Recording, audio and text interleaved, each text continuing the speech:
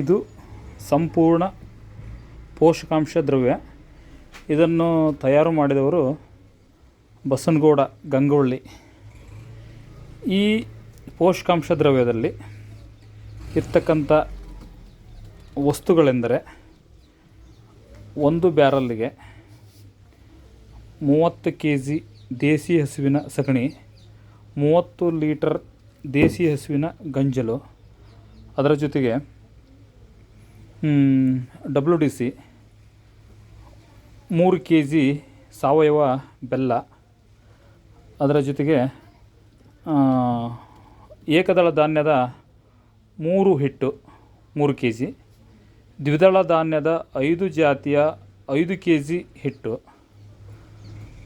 5 kg papaya ಹಣ್ಣಿನ paste, 5 kg ಬಾಳೆಹಣ್ಣಿನ paste, 3 kg ಎಣ್ಣೆಕಾಳುಗಳ ಹಿಂಡಿ 3 kg, ಹಾಗೂ 5 ಲೀಟ್ರ್ ಹಾಲು, 5 ಲೀಟರ್ ಮೊಸರು, 5 ಲೀಟರ್ ಮಜ್ಜಿಗೆ, 1 kg ಬೆಣ್ಣೆ, 1 kg ತುಪ್ಪ, ಹಾಗೂ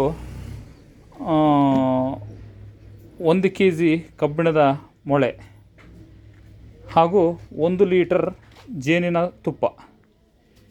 ಇಷ್ಟು ವಸ್ತುಗಳ ಮಿಶ್ರಣವೇ ಇದು ದಶಗವ್ಯ ಪೋಷಕಾಂಶ ದ್ರವ್ಯ. ಇದು ನಿಜವಾಗ್ಲೂ ಅಮೃತ.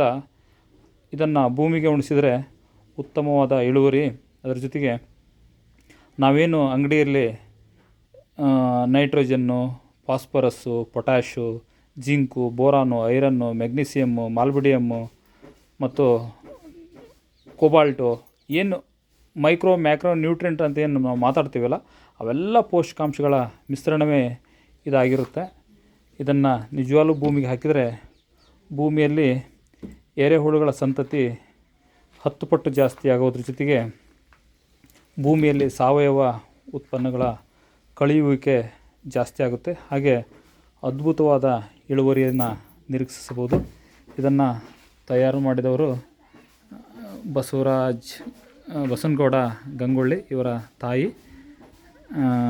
ಇಷ್ಟು ಅದ್ಭುತವಾದ ಪೋಷಕಾಂಶ ದ್ರವ್ಯವನ್ನು ಇವರು 2 ಎಕರೆ ತೋಟಕ್ಕೆ 2 ಬ್ಯಾರಲ್ ರೆಡಿ ಮಾಡಿದ್ದಾರೆ. ನಮಸ್ಕಾರ.